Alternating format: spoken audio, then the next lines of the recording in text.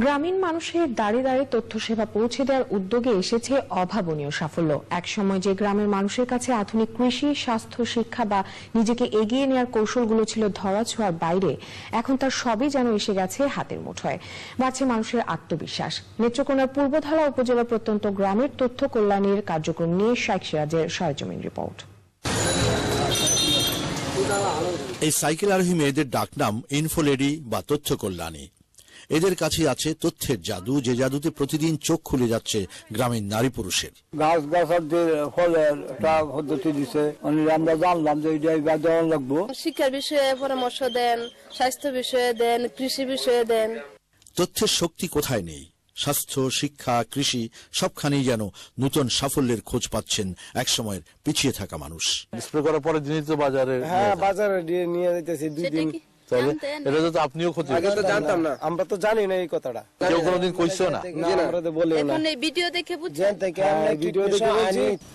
তথ্য কল্যাণীরাও প্রতিদিন নতুন নতুন তথ্যে প্রস্তুত করছেন নিজেকে। প্রেসার মাপা, প্রেগন্যান্সি টেস্ট, ওজন মাপা, ডায়াবেটিস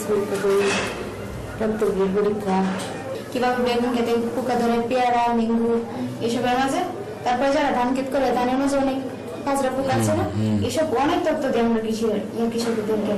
আপনাদের গ্রামে যখন প্রথম সাইকেল চালানো শিখলে, একটা মেয়ে সাইকেল চালায় যাচ্ছে, এখানে সমাজ কিভাবে দেখলো? সমাজ অ্যাকসেপ্টই করে না। 1 বছর যাবত সাইকেল চলে আসা যাওয়া করি অফিসে, বাড়িতে, এমনকি অনেকে অনেক ধরনের মন্তব্য করে, কিন্তু এইসব আমার কানে ঢুকে না, কাজ করি।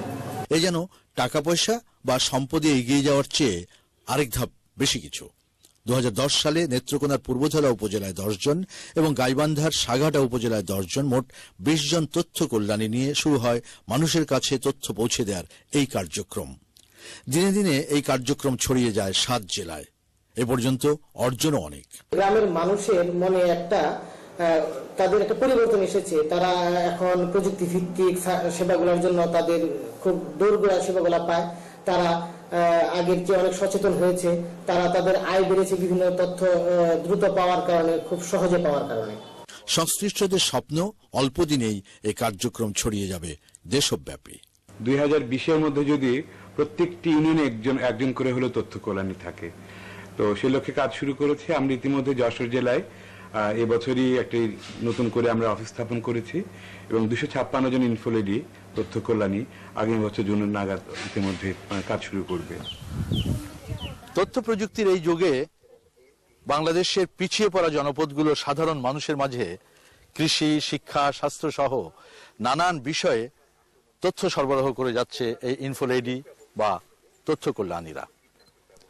এরা যেন আলোর ফেরিওয়ালা। তথ্য কল্যাণীর এই মডেলটি সারা বাংলাদেশে যদি ছড়িয়ে দেওয়া যায়, তাহলে সহস্রাব্দ উন্নয়ন লক্ষ্যমাত্রা এবং আমাদের সামাজিক উন্নয়নের যে সূচকগুলো আছে সেগুলোকে আরো অনেক দূর এগিয়ে নিয়ে যাওয়া যাবে, এমনটাই মনে করছেন এর সাথে সংশ্লিষ্ট ব্যক্তিবর্গরা। নেত্রকোনা জেলার জালালপুর থেকে শাইখ সিরাজ, চ্যানেল আই।